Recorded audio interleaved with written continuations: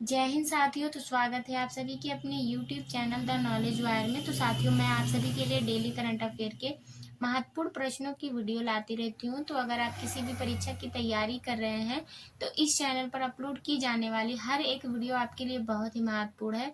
तो चलिए आगे बढ़ते हैं अपने 28 सितंबर के आखिरी प्रश्नों को रिवीजन करते हुए। तो चलिए फटाफट से बढ़ते हैं अपने प्रश्नों की तरफ। तो ये रहा हमारा 28 सितंबर का आखिरी प्रश्न। किस संगठन ने उड़ीसा के 24 सुनामी पर्वत तटीय गांवों को सुनामी रेडी के रूप में मान्यता दी है? तो इनमें से जो हमारा सही आंसर हो जाएगा, ऑप्शन नंबर ए है यूनेस्को के inter governmental oceanographic commission IOC UNESCO. तो चलिए आगे बढ़ते हैं अपने 29 सितंबर के पहले प्रश्न की तरफ। तो ये रहा हमारा 29 सितंबर का पहला प्रश्न। कुमुदनी लखिया, जिसका हाल ही में निधन हो गया, किस शास्त्रीय नृत्य से संबंधित थी? तो ऑप्शन नंबर ए है कथक, और ऑप्शन नंबर बी है मणिपुरी, ऑप्शन नंबर सी है Mohini Attam, option number D है उड़ीसी। तो इनमें से जो हमारा सही आंसर हो जाएगा साथियों, ऑप्शन नंबर ए है कथक। चलिए आगे चलते हैं अपने अगले प्रश्न की तरफ। तो ये रहा हमारा अगला नंबर प्रश्न। कौन सा संगठन वैश्विक वित्तीय स्थिरता रिपोर्ट जारी करता है? तो ऑप्शन नंबर ए है एशियाई विकास बैंक ADB, और ऑप्शन नंबर बी है विश्व बैंक, ऑप्शन नंबर सी है अंतर्राष्ट्रीय मुद्रा कोष IMF, और ऑप्शन नंबर डी है संयुक्त राष्ट्र विकास कार्यक्रम UNDP। तो इनमें से जो हमारा सही आंसर हो जाएगा, ऑप्शन नंबर सी है अंतर्राष्ट्रीय मुद्रा कोष IMF। तो जिन्होंने भी ऑप्शन नंबर सी को चुना था उनका बिल्कुल सही आंसर हो जाएगा। तो चलिए आगे बढ़ते हैं अपने अगले प्रश्न की तरफ। तो ये रहा हमारा अगला नंबर प्रश्न। डैनियल नोबोवा को अप्रैल 2025 में किस देश के राष्ट्रपति के रूप में फिर से चुना गया है? तो ऑप्शन नंबर ए है कोलंबिया, और ऑप्शन नंबर बी है अर्जेंटीना, ऑप्शन नंबर सी है इक्वाडोर, और ऑप्शन नंबर डी है गुयान। तो इनमें से जो हमारा सही आंसर हो जाएगा साथियों, ऑप्शन नंबर सी है इक्वाडोर। तो कितने लोगों ने ऑप्शन नंबर सी को चुना था, कमेंट करके जरूर बताना। साथियों आगे बढ़ेंगे अपने अगले प्रश्न की ओर। तो ये रहा हमारा अगला नंबर प्रश्न। मुख्यमंत्री लाडली बहन योजना किस राज्य सरकार द्वारा शुरू की गई थी? तो ऑप्शन नंबर ए है महाराष्ट्र, और ऑप्शन नंबर बी है Uttar Pradesh, option number C है मध्य प्रदेश, और ऑप्शन नंबर डी है बिहार। तो इनमें से हमारा सही आंसर क्या होगा साथियों?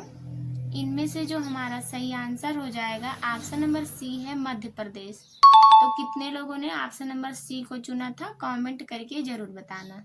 चलिए आगे बढ़ते हैं फटाफट से अपने अगले प्रश्न की तरफ। तो ये रहा हमारा अगला नंबर प्रश्न। बालिकातन अभ्यास 2025 का मेजबान कौन सा देश है? तो ऑप्शन नंबर ए है यूक्रेन, और ऑप्शन नंबर बी है फ्रांस, ऑप्शन नंबर सी है फिलीपींस, और ऑप्शन नंबर डी है रूस। तो इनमें से हमारा सही आंसर क्या होगा? इनमें से जो हमारा सही आंसर हो जाएगा, ऑप्शन नंबर सी है फिलीपींस। तो जिन्होंने भी ऑप्शन नंबर सी को चुना था उनका बिल्कुल सही आंसर हो जाएगा। तो चलिए साथियों, अब हम आगे बढ़ते हैं अपने अगले प्रश्न की तरफ। तो ये रहा हमारा अगला नंबर प्रश्न। जल जीवन मिशन किस वर्ष शुरू किया गया था? तो ऑप्शन नंबर ए है 2018, और ऑप्शन नंबर बी है 2019, ऑप्शन नंबर सी है 2021, और ऑप्शन नंबर डी है 2022। तो इनमें से हमारा सही आंसर क्या होगा, आप लोग कमेंट करके जरूर बताना। और साथियों, जो लोग चैनल पे नए आए हैं, चैनल को सब्सक्राइब करना बिल्कुल ना भूलें, और वीडियो को फटाफट से लाइक करें, अपने दोस्तों तक ज़्यादा से ज़्यादा शेयर करें। तो चलिए आगे बढ़ते हैं अपने अगले प्रश्न की तरफ। तो ये रहा हमारा अगला नंबर प्रश्न। सहयोग पोर्टल किस मंत्रालय की पहल है? तो ऑप्शन नंबर ए है रक्षा मंत्रालय, और ऑप्शन नंबर बी है विज्ञान और प्रौद्योगिकी मंत्रालय, ऑप्शन नंबर सी है गृह मंत्रालय, और ऑप्शन नंबर डी है इलेक्ट्रॉनिक्स और सूचना प्रौद्योगिकी मंत्रालय।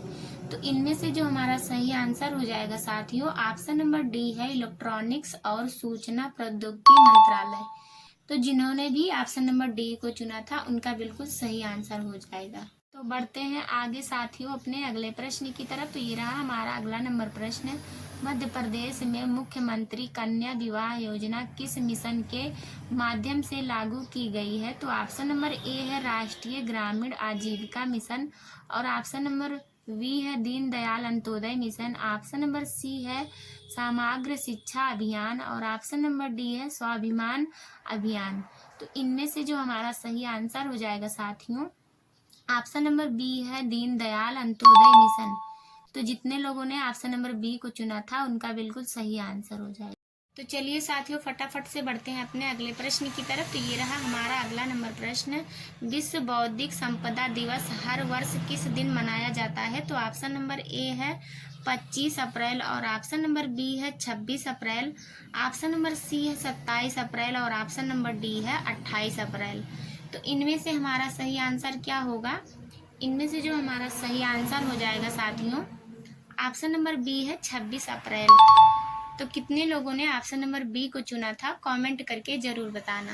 चलिए आगे बढ़ते हैं अपने 10वें नंबर प्रश्न की तरफ। तो ये रहा हमारा 10वां नंबर प्रश्न, राष्ट्रीय सीमाओं से परे विश्व के महासागरों की सुरक्षा के उद्देश्य से पहली अंतर्राष्ट्रीय संधि का नाम क्या है? तो ऑप्शन नंबर ए है संयुक्त राष्ट्र उच्च सागर संधि और ऑप्शन नंबर बी है समुद्री संरक्षण संधि, ऑप्शन नंबर सी है वैश्विक महासागर सुरक्षा संधि और ऑप्शन नंबर डी है महासागर जैव विविधता संधि। तो इनमें से हमारा सही आंसर क्या होगा? इनमें से जो हमारा सही आंसर हो जाएगा ऑप्शन नंबर ए है संयुक्त राष्ट्र उच्च सागर संधि। तो साथियों ऐसे ही और महत्वपूर्ण प्रश्नों को पढ़ने के लिए चैनल को सब्सक्राइब करना बिल्कुल न भूलें। और साथियों क्लास कैसी लगती है एक बार कमेंट करके जरूर बताना। तो वीडियो को यहीं एंड करते हैं, मिलते हैं नेक्स्ट वीडियो में। तब तक के लिए जय हिंद साथियों।